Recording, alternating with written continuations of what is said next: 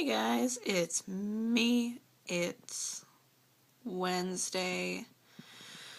I think after enough weeks I'd kind of get in the groove of knowing what day it is, or just kind of as a human being, but what day it is really doesn't matter to me much. It's one of those topics, or not really topic, one of those little facts you think about that doesn't, I don't know, it doesn't concern me enough that it actually sticks every day, but Alexis, that's really exciting that you're down in the hot Nevada area, sun place, Las Vegas. I was gonna say wasteland, but I'm not one to talk, so I won't. But I just did.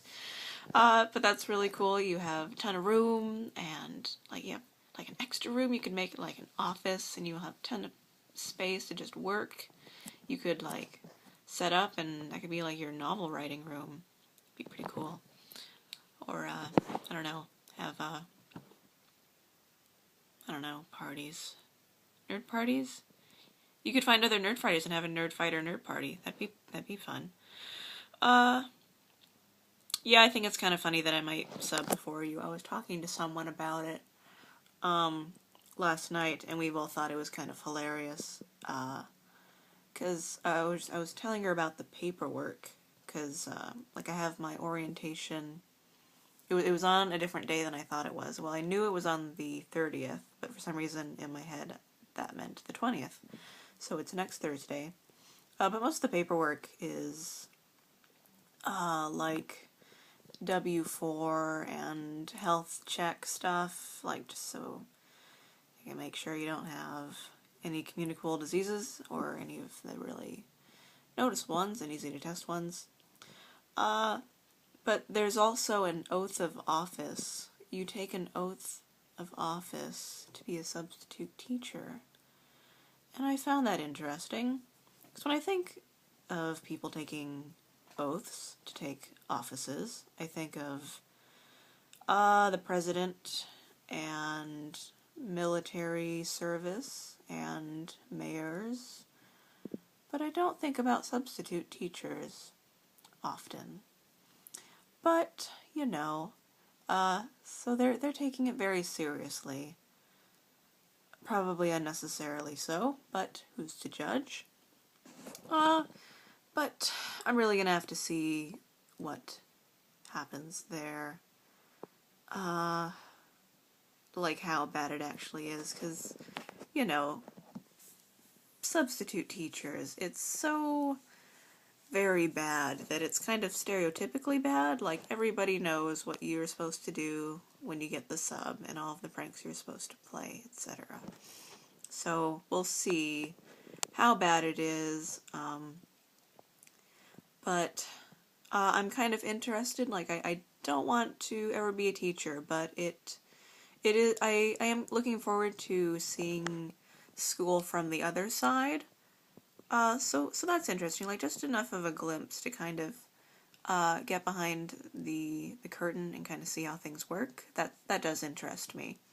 And my friend made the suggestion that I should drop as many kind of internet meme things and fandom things as possible into random anything and just see who gets it. And then I told her that my cell phone text alert was keep pushing tiny cart, and she thought that was hilarious. She's like, well, I guess I'm gonna have to text you during class. That would just be hilarious. But I usually keep my cell phone on silent even when I'm at home, because it's usually within vibrating distance.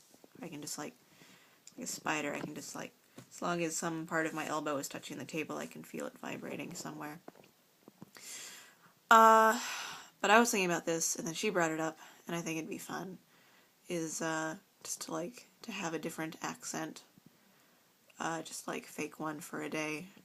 And I'm kind of interested in kind of putting that to the test and seeing if maybe on average kids behave more if you have one accent over another. And but I don't know, there are a lot of variables, because it's I don't know, maybe they just acted better because of that teacher, or I don't know, maybe because they were a little bit older, or I don't know. who's to say? But it's interesting hearing about the system they use. This is actually for, I think this is for Anchorage, which I kind of assume it'd be a little the same, but maybe not. But it's, everyone kind of goes into one big pool and they choose at random, like complete random. So if you are certified, you don't have any higher chance of getting picked than someone who isn't certified. It seems kind of weird to me. I mean, good, because then everyone gets a fair shot. The only exception is when you sub for someplace and you kind of build like a bond with that school or that teacher. They're allowed to request you personally again. So in that case, when that person needs a sub next time, they will contact you first, and then if you can't do it, then it goes back in the pool and it randomizes again. So yeah, but otherwise completely random. But I'm hoping there's some way to kind of like cancel yourself out ahead of time if you don't want to sub for a particular age group, because I am so not comfortable subbing for anything below middle school. Like, it's just not gonna happen. Alexis and I have talked about the ways that we know of taking care and controlling that age group, and I won't repeat it, but it's just a little bit scary. They kind of, I've been thinking about this. Someone asked me the other day if I'd ever cosplayed or done anything like that. Like, no, and I don't think I ever will, because it kind of creeps me out. Not because it's inherently creepy, like there's anything wrong with it, but just there's something about it that kind of fits into this umbrella group of things that kind of make my social anxieties flare up, and it's in this group with like children and mimes and mall Santas and puppets and ventriloquists to a separate degree, but it's the sense of, oh, and mascots too, and like character actors at Disneyland and stuff, and like the people who wear animal suits at Chuck E. Cheese's and things like that. But this sense that there's like, even when I was really little and like I went to Chuck E. Cheese's, my parents took me, or it was for a party or something. Like, even then, I must have been like under the age of 5, but like I still knew that they weren't actually giant animals, and I don't know if most kids do, or if most kids are aware at a very, very early age that the man sitting in the chair isn't actually Santa.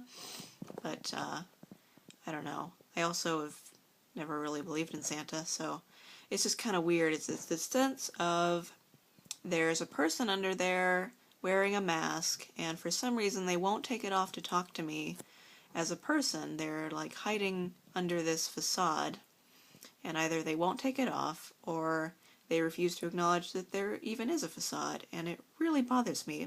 I'm not sure how to interact with them. So children, it's a bit different, but I don't know, they're kind of under the same heading, just as far as they don't respond like usual human beings, usual rational beings, I guess, and I'm not sure how to respond to them either. So, in that sense, children aren't like mall Santas, but it does evoke a similar reaction. So, Becky, you were mentioning World War Z, and I wanted to talk about that a little bit. And also, Men Who Stare at Goats. I remember seeing that thing. It was hilarious, and I was worried that you were going to say something like you didn't like it. I'm like, but Becky, it's so your movie. You're gonna, it's so funny though. And they're tripping on hallucinogens in the end when they're flying the helicopter, and they kill goats with their mind powers, and it's great. At World War Z, I'm totally, I am agreeing with you that it's pretty real. It's such a brilliant. I almost am not sure whether to call it deconstruction or if it's kind of edging into the area of reconstruction again. But it's very low fantasy. Like, they're they're making a movie of it, I think, but they're making the zombies like fast zombies, so like from Left 4 Dead or any movie zombie franchise ever where they kind of like sprint after you, which is horrible. Like, one of the main points about the zombies in World War Z is that they are like more realistic, I guess, so like they only walk places. It's one of like the key plot points in a lot of the stories. But it's really interesting. It's interesting in that the zombies are kind of the spark for, it's, you know, I mean, it's the point of the book, but the real point of the book is more people and their stories and overcoming hardships and like the way that civilization moves on and stuff.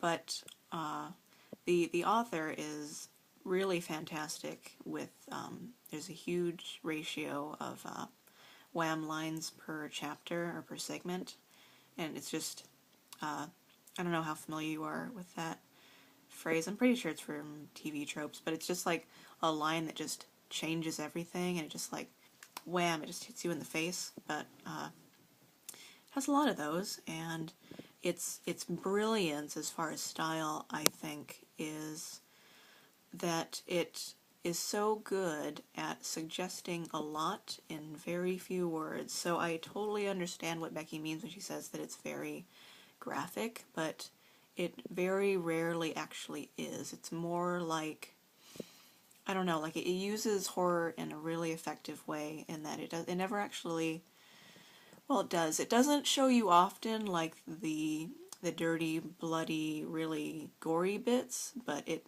alludes to them in such a way that it's even more creepy.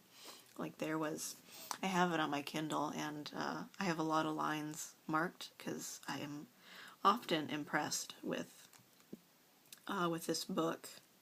But there was one line, like an example is, like they're talking about, I hope I'm remembering this right, but it's something like this, that in China, I think, just entire cities of people went underground to escape the infection, and no one's like ever heard from them since. So no one's sure if like they just don't want to risk it because, you know, the world came very close to human extinction. So that wouldn't be a bad guess.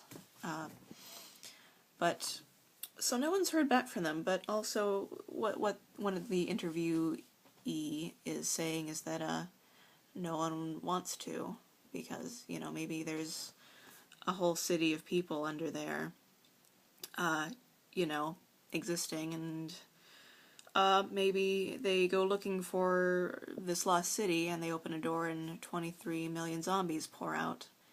And just, you read that line and then you kind of pause, and then ever after you have this image of somewhere underground in the dark, there's just this cavern full of zombies waiting to come out at you. And it's really kind of cool, but I can't find the exact line. But another one is, I love how human the stories are sometimes, but one of them is a young woman who is talking about, you know, she grew up in the suburbs or in the city somewhere, and her family was kind of proactive, and they went north with, you know, just hordes of people up to Canada to escape zombies, because they don't do so well in winter, but they were expecting, like, Air Force and military to come and help them out at some point. So, you know, it's a bunch of city people. They don't know first thing about camping, much less being able to camp out through the winter in Canada. So it gets to a point where they mention that, like, in the dead of winter, just the snow was so high that that like everything just kind of went quiet, and by Christmas they had a ton to eat again. So it's suggesting that everyone resorted to cannibalism. It's like, well, that's cheerful. But I see I'm edging up on 15 minutes here, and I don't want to take the chance that I'm going to have to cut this off, so I am just going to bid you good day really quick, and see you guys later. Bye!